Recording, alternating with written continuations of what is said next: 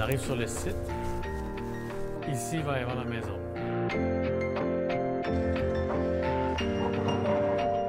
J'ai hâte de voir ça va être quoi de vivre dans une maison passive.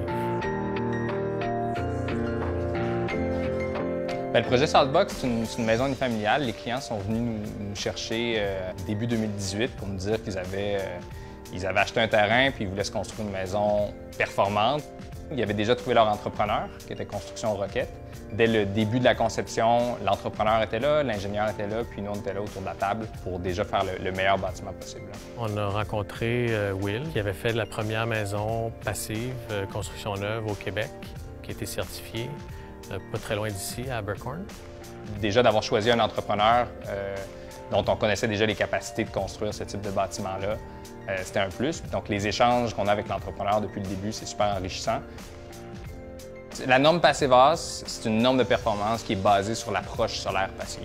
Les premiers bâtiments solaires passifs, ça date des années 70, après la crise du pétrole. Mais ça a été développé dans les années 90 en Allemagne. C'est un bâtiment construit selon des principes d'hyperperformance. Ça donne un bâtiment qui est plus durable, qui est plus confortable puis qui est beaucoup moins énergivore. Ça prend énormément de planification.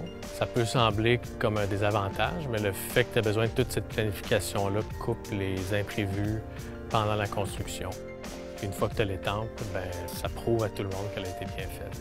C'est un niveau de confort qui est juste exceptionnel, un niveau de qualité d'air qui est juste exceptionnel. Fait que si on veut bien respirer puis on va être confortable dans notre maison et consommer pas beaucoup d'énergie, c'est pas juste une question d'argent, c'est une question de valeur qu'on met dans les maisons.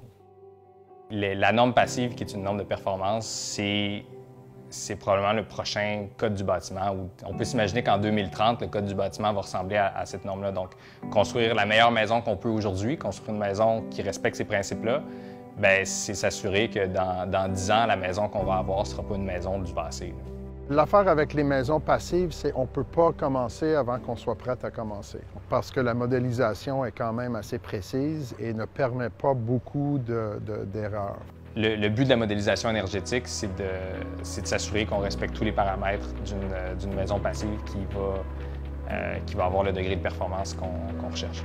Tu vas mettre tout qui fait partie de la maison. Tu vois, la maison, les dimensions intérieure, extérieure, tu sais, le volume d'air. Chaque fenêtre va être calculée séparément selon sa demande en chauffage, si c'est triple vitrage ou pas. On ne devrait pas construire les maisons autrement. On n'achèterait jamais un char sans regarder la consommation énergétique. Sauf pourquoi on ferait ça avec une maison? C'est comme ça, pas d'allure pour moi. C'est 40 de l'énergie qu'on consomme au Canada, c'est dans nos maisons, dans nos bâtisses, en les chauffant, les construisant. Ça n'a pas besoin de coûter cher, c'est juste plus d'isolant, puis la qualité des fenêtres est meilleure, mais pour moi, c'est là où tu devrais dépenser ton argent dans une maison. Tu sais, les comptoirs de cuisine, tu peux les changer, mais les fenêtres, c'est pas facile de les changer. La performance énergétique, c'est essentiellement la charge de chauffage pour le bâtiment, la charge de climatisation ailleurs dans le monde. Ici, c'est surtout du chauffage. On parle d'une demande énergétique qui est à peu près 10 fois moins élevée qu'un bâtiment autonome. C'est à cause de la conception. L'orientation, c'est vraiment la base. On a des murs qui sont super bien isolés avec une conception aussi qui limite les ponts thermiques.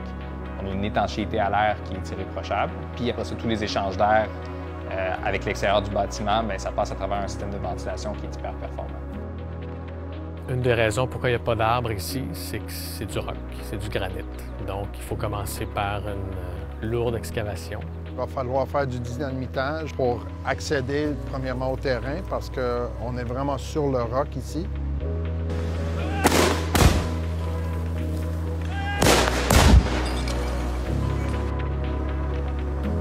À ce point ici, c'est facile parce que c'est juste de l'excavation. Mais c'est clair que c'est une construction qui demande un petit peu plus d'attention aux petits détails. On va voir comment que ça se passe. Ça devrait bien se passer.